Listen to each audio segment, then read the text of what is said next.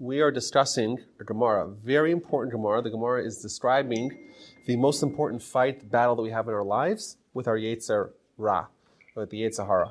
And the reason why it's so important, because other sources, we're not going to go through in detail, but other sources say that really what's important in life, the only thing that really matters is how successful are we at fighting our Yetzer Ra. If we're successful, then we get Olam Haba, we're a success in life. If we're not successful, if we fail, then we lose Olam Haba and we suffer as a result. Now, the Gemara tells us a lot of different ways to fight with the Yetzer Ra. A lot of different tactics that we could use in our struggle. But there's one particular Gemara that doesn't talk about tactics to fight the Yetzer Ra. Instead, it's a way to vanquish and destroy and eviscerate and obliterate and get rid of the problem entirely. Chazal tell us that Avram, Yitzchak, and Yaakov, Abram, Isaac, and Jacob, our forefathers, what they managed to do was not just to fight with the Yetzer Ra, but instead they would turn it into Yetzer Tov. We know we have a Yetzer Tov, a good inclination, Yetzer Ra, bad inclination, and we're caught in between, and we suffer because we have to fight, and we have different influences from each side. Avram, Yitzchak, and Yaakov, Abraham, Isaac, and Jacob, what they did is they managed to turn their erstwhile Yetzer Ra into a Yetzer Tov as well. Thus, when they looked at their internal motivators, their influencers, they saw one Yetzer Tov that always was a Yetzer Tov, and one Yetzer Tov that was a converted Yetzer Ra. Thus, if you imagine you have a battle with your enemy, if you could turn him into an asset, into an ally, you don't have a problem. There's no struggle. There's no war. That's the gold standard. If you can find a way to take your enemy and turn him into an ally and turn him into a friend, you don't have a problem of any warfare. Now, the Gemara does tell us that there was one of the Tanaim. His name was Shimon ben Azai, and he was a great Torah sage, and he was a contemporary of Rabbi Akiva. And in fact, he was such a great scholar that he said, and Gemara says about him, that he would say, and obviously if the Gemara repeats it, it's true, that there was no scholar in the world like him besides for Rabbi Akiva. Rabbi Akiva was the only peer that he had. And the Gemara says that he got married, but he got divorced. He wasn't interested in getting married. The problem is that Ben Azai himself, he taught, the Gemara in Yevamos says, the Gemara is talking about how important it is to have children. We know the first mitzvah is puruvu, to have children. So one opinion of the Gemara says, if someone doesn't have children, it's as if they murdered someone. A second opinion of the Gemara, if someone doesn't have children, it's as if they diminished from God's presence. Comes along Ben Azai, and he says, if someone doesn't have children, it's as if they murdered and they diminished God's presence.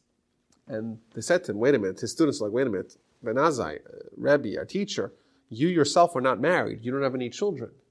So how could you be the big talker to say that everyone should have children, or else you're a murderer, or else you diminish from the image of God, when you yourself don't practice what you preach? Says Ben Azai, Aval ma e'eseh shenafshi chashka b'Torah. What can I do? My heart yearns only for Torah. But this means that, by the way, the Rambam in Hilchas Ishus, he says that everyone has to get married and have children. It's a mitzvah. Unless someone is so obsessed with Torah study, like Ben Azai, then halacha is you're not chayiv in that mitzvah. But this is an example where the Yetzer Ra is totally neutralized. It's not even a factor, because Torah had occupied such an intense part of his heart. He didn't desire anything besides for Torah. So even the good parts of the Yetzer Ra were also gone, and therefore all he had was Torah, and he had zero interest in having children or anything like that. That wasn't part of his desires as well. So the Gemara says that there's 4 ways to defeat your Yetzer Ra, to make it not a factor. The best way, of course, would be to make it into a Yetzer Tov. Also, David HaMelech, the Gemara says, David HaMelech, he killed his Yetzer Ra. He executed it. He murdered it. Now, if you have a dead Yetzer Ra within you, it's not a problem. It's not alive. It's not causing you to sin. But regardless, these are 2 ways for someone to create that the Yetzer Ra is not a problem at all. Either you convert it into becoming Yetzer Tov, or you kill it and it's dead. Once it's dead, it's not a factor whatsoever. But the Gemara says that if these don't work, there's a next best approach, and that's someone to study Torah. And this is a very famous idea that if someone studies Torah, they are free of their Yetzer Ra. How does this work? So the Gemara gives us an imagery. Imagine you have a father who has a son, and the father takes the son and gives him a huge wound in his face, or in his arm, or whatever. And it's a terrible wound, but the father says, you know what, I'll give you a bandage to cover the wound. And I'll put ointment in the bandage, and that's guaranteeing that it won't get infected. But if you take off the bandage, it's going to start getting infected, and you'll have boils, and you'll suffer. That's what the Gemara says. So too, that's the mashal. That's the analogy. Says the Gemara, the Almighty took the Jewish people and slapped us across the face, gave us a huge wound. And what's that wound? That's the Yetzer Ra. It's trying to get us to sin. We're suffering. But the Almighty also put on top of it a bandage. And what's that? That's the Torah. The Torah is the bandage. The Torah is the antidote for the Yetzer Ra. If you have the Torah on top of the Yetzer Ra, you're fine.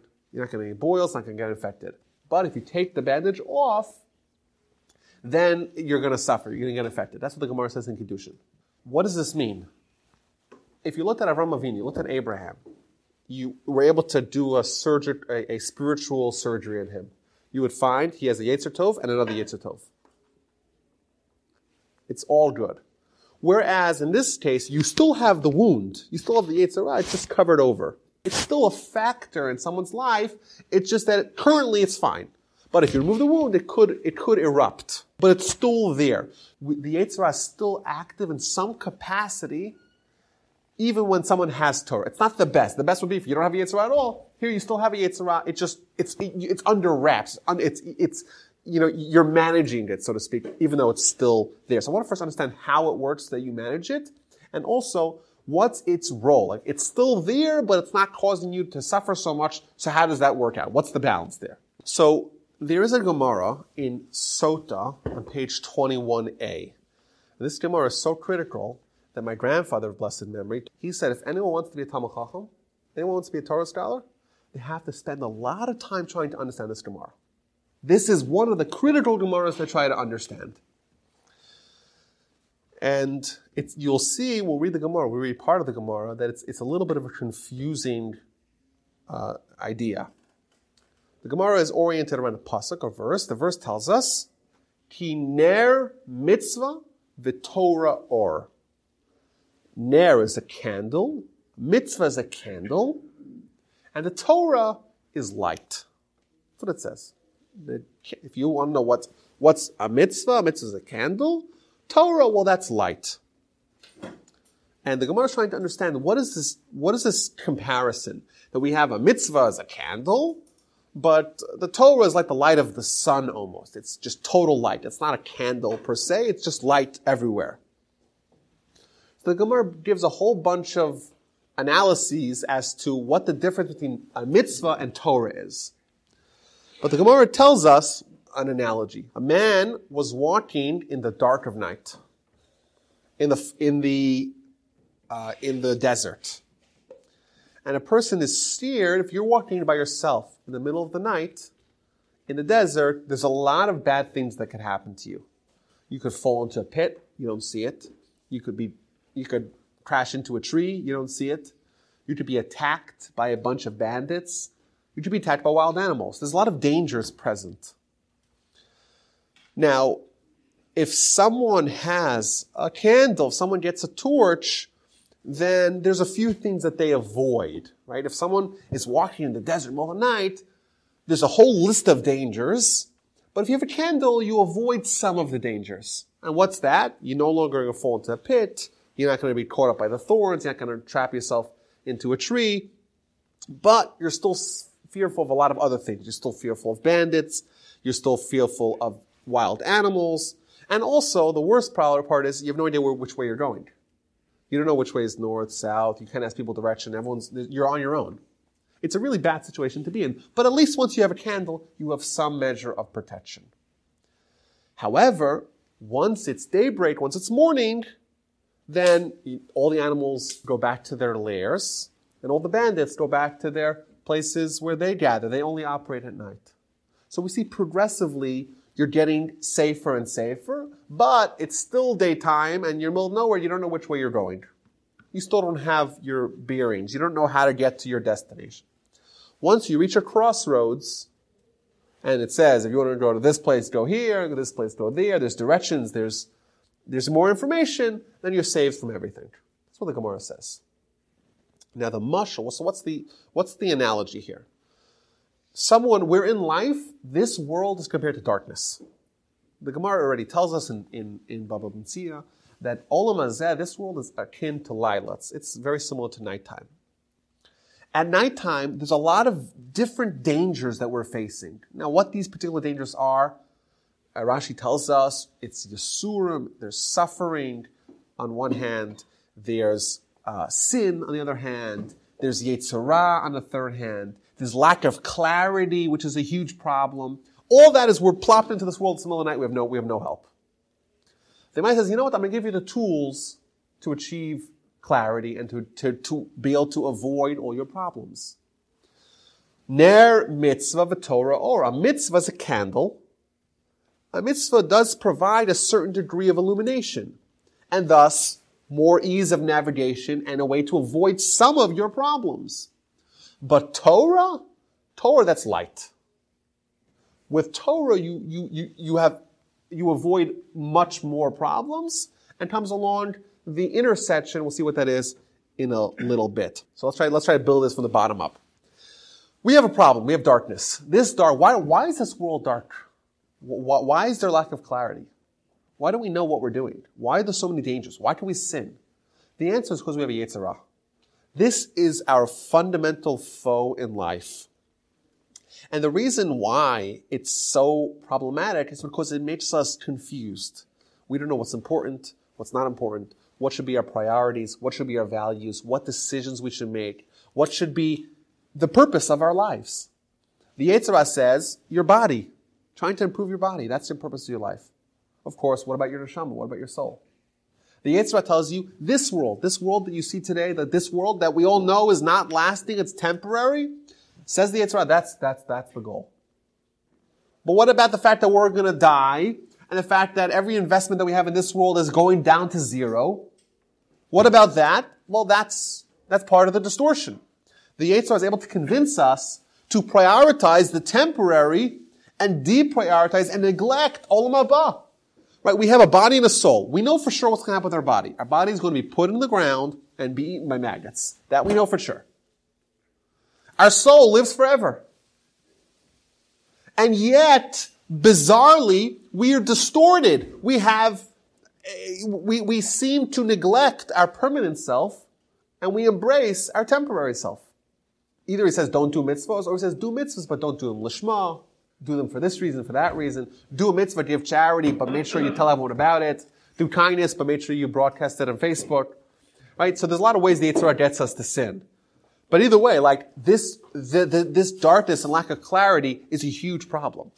And the Gemara says, you know what? Here's a mitzvah. Right? Here's a candle. Interestingly, a candle is also used to describe a neshama. Ki ner Hashem nishmas adam. What's interesting is that a mitzvah is an act of a neshama. Why do we behave? Why do we do anything? Why are we eating food? Because we have an agenda. It's called our body. Our body wants food. So there's this, everything that we do is motivated either by our body or by our soul. Now, we all love to tend to our body, but we unfortunately forget about our soul. We don't tend to its needs. It too has an agenda, but we forget about its agenda. We don't make it a priority in our lives. A mitzvah is an act of our neshama. If you wanted to know what are the current desires of my neshama, the Almighty says, you know what? The 613 things that your neshama needs. A mitzvah is an act that is natural for your soul, even though it may feel awkward to your body. Thus, in this world where we're in the darkness, we're not living with reality, we're doing things that are illogical, we're prioritizing our body, deprioritizing our soul. How do you ameliorate that? How do you fix that? Here's a candle. A candle provides a little bit of illumination, i.e. do some mitzvos, and you'll avoid some of the problems. You'll start to prioritize your neshama, and at least, hopefully gain at least parity, but at least make it a priority in your life. But there's also a qualitative difference between a candle and light. Says the Gemara, when someone has Torah is light entirely. Torah is daybreak. What happens when you have daybreak? Where does the night go? Where's the nighttime? You're in the middle of the night, you're holding a candle. All you have is a flashlight amid the darkness. The darkness is still there. A mitzvah is a way to navigate the darkness. But you're still in the darkness. This darkness has not been neutralized at all. But once you have daybreak, where's nighttime? Nighttime's gone. Now, importantly, nighttime can still come back.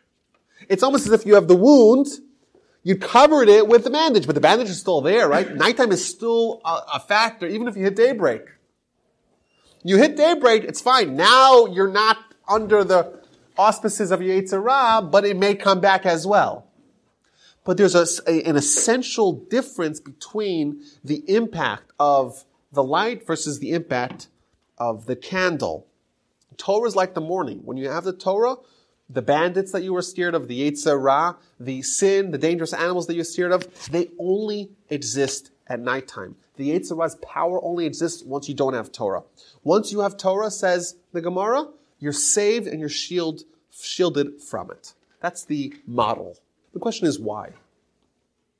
What about Torah it creates this magic elixir against Yetzer Ra? So, there's a famous Rambam. The Rambam says, at the end of Hilchos Ishus, chapter 21, the Rambam says that there is no thought of Yetzer Ra, of evil inclination, only in a heart devoid of Torah. What this means is, in our hearts, we have the things that we contemplate, the things that we dwell upon. There's only room for one thing there. If it's Torah, there's no room for anything else. If there's no Torah, then automatically there's a void that will right away be filled with the Yetzer Ra. That's what the Rambam tells us. What this essentially means is that if you have Torah, it's a way to avoid nighttime. Why? Because there's no room for night during day. If it's daytime, there's no nighttime. It's not at all a possibility. It cannot be that you have day and night at the same time. It's not a possibility. If it's the middle of the day, if it's noon and the sun is shining bright, where's nighttime? I don't know, but it's not here. There's only room for one. It can either be day or night. It's not possible to have both. Says the Rambam, if your heart is full of Torah, there is no breeding grounds. There's no place for the Yetzer Ra to pitch its tent. The place has been taken up by something else, and therefore there's no room at all for the Yetzer Ra to gain a foothold. But what happens when we abandon the Torah? So we're essentially bringing back the darkness upon us. Right? We're artificially shortening our day. We're pulling off the bandage. And what fills its void right away? Once you pull away the sun, you pull away the clarity, you pull away the Torah, and right away you have darkness. It automatically fills the void. It's a vacuum, exactly. Now, so what this means is that the Torah is going to fill the place of the Yetzer Ra. You have the Yetzer Ra, it's fixed. It's nighttime, you usher in daytime, and then it's not nighttime anymore. Now, there's also an interesting use of terminology here. The Gemara says, Barasi Yetzer Hara, Barasi Torah Tavlin. I created the Yetzer Ra. I created the Torah as a Tavlin. Tavlin can mean one of two things. It can literally mean an antidote. It's almost like an antibiotics. You have a spiritual illness. Here's your spiritual antibiotics. That's one way to understand it. But Tavlin also can mean a spice. A spice. And the commentaries tell us that the way the Torah operates to neutralize the power of the Yetzer Ra is that it's like a spice. If you have a soup and you don't add any spices, it's just heated up water. But if you add the spice, even though the substance is the same, but it's dramatically altered. Says my grandfather used to say this. There's a famous Zohar about this as well. The Yetzer Ra itself is still there. You haven't gotten rid of the Yetzer Ra. It's not like Avram, Yitzchak, and Yaakov, you got rid of the Yetzer Ra. The Yetzer Ra is there, but you spiced it. The Torah is a spice for the Yetzer Ra because it's a redirection. The Yetzer Ra is a certain energy, a certain passion that normally is exclusive domain of sin. You throw in the spice of Torah, and suddenly you just shift it. You reorient it. You reframe it, and now it's passion for Torah study. The Zohar, famous Zohar, my grandfather would quote it. The Zohar says if people didn't have a Yetzer Ra, there would be no zest for Torah study. Ilav Yitzra de Arayas, there would be no chedvas of the shmaitza. There would be no joy and delight in Torah study. What this means is that the Yetzer Ra itself is a very powerful force. However, we choose where it's going to be unleashed. If we choose Torah, if we fill our heart with Torah, what we're doing is taking this raw, powerful emotion and bringing it to the base medrash and exposing it and making something very powerful out of this energy. If we ignore Torah, we pull off the bandage, proverbial bandage, the same raw energy is there, but it's unspiced and it has very disastrous consequences. There's a famous Gemara that tells us, Im paga b'cha menuvol zeh, mashcheu lebeis hamedrash. If this menuvel, if this decrepit, horrible hobo of a person attacks you, grab him and pull him to the house of scholarship. That's what Gemara says. What it means, if the Yetzer Ra attacks you, grab him to bring him to go study Torah. And the problem with that is, suppose I told you that you're in an alley and someone comes to attack you. Right? You're trapped. You have this horrible adversary who comes to attack you. What's your best response? You know what you do? You take a bat or your fist and you punch him in the nose and you run away. You call the cops. What the Gemara is describing here, you're attacked by this horrible influence, the Yetzer Ra. Mashcheu lebeis hamedrash, drag him with you. Take him with you. It's almost as if you have the criminal and say, no, I need you. Come with me, I'm taking you home. No, you don't do that. Who takes a criminal home with them? You punch him and leave him bloody in the street. What this Gemara is telling us is that no, the Yetzer Ra itself, that's a fixed entity, unless you get rid of it like Avram, Yitzchak, and Yaakov. What do you do with it? Mashcheu lebeis hamedrash. Channel it to the house of scholarship. Once it's there, then it's good. It's okay. It's not going to cause you any problems. Now to Zaki's point, the Gemara does say that this is not a perfect solution. If you actually want to get rid of the Yetzer Ra entirely, this won't do it. Like we said, the bandage is there, it's covering temporarily, but the potential of the Yetzer Ra is still dormant. It's still possible to be unearthed. Like we said, you have daybreak, nighttime can still come. And even during the daybreak, says the Gemara, there's still problems. And there's an amazing Rashi here in the Gemara in Sota. Rashi says that if you have Torah, you can still be scared of the Yetzer Ra because the Yetzer Ra is going to try to get you to stop studying Torah. Once you have the protection from sin, now the Yetzer Ra says, okay, I'll try to fight you that you should remove the protection. Because Torah is the protection, so now you're protected, but let me fight to swipe away the shield and you won't be protected. And that's why when someone studies Torah, the Yetzer Ra doesn't get into sin per se, it gets him to stop studying Torah. And that's why whenever someone is sitting in front of a Gemara, right away, everything that hits their heads, they remember what they need to do, and they start thinking about all these other things, and they build their mental calculations, and everything suddenly is so important to take care of right now. Because the Yetzer Ra redirects all its efforts to stop studying Torah. Because it knows once you're studying Torah, you're handcuffed. It's handcuffed. So therefore, it redoubles its effort to go attack your defense mechanism, even though it's no longer attacking you straight up. Now, I heard an amazing idea from an unnamed source. I don't know who it is, but I liked it so much, I'll have to repeat it, unattributed. And what this suggestion, what they're making over here, is that there's really three different kinds of Yetzer Ra. There's one Yetzer Ra for food. The Yetzer Ra, the Yetzer Ra tells us this is the world to live in. You can have a lot of good food, really delicious food, and don't just say I'll eat matzah and I'll eat a little yogurt and that's enough for me. No, you have to have a 5-course meal. You have to have delicious food. That's one kind of Yetzer Ra. And what this essentially is, it's trying to deepen your nuances, so to speak, with Olam Hazeh, with this world.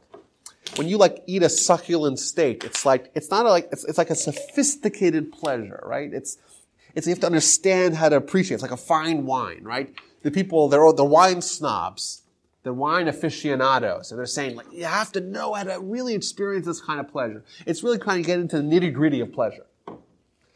So that's the way the Yetzer Ra fights you in one realm. Well, how do you fight back? So we have what's called learning Talmud, learning Torah, be'iyun, where you learn very deeply and you try to analyze on a very fine level, so to speak, and it's almost exactly mirroring the way the Yetzer Ra wants to attack you. It wants to convert you into a connoisseur of food and worldly pleasures, become a connoisseur of spiritual pleasures as well, to try to get into the intricacies and the subtleties and the nuances of Torah, and that way you could counteract the subtleties and nuances and various, minutia of the pleasures of this world. That's one kind of Torah response to Yetzer Ra. There's another kind of Yetzer Ra for money. The Gemara tells us that the hallmark of this kind of Yetzer Ra is that if you have 100, you want 200. You have 200, you want 400. You're never satisfied. You just want more and more and more.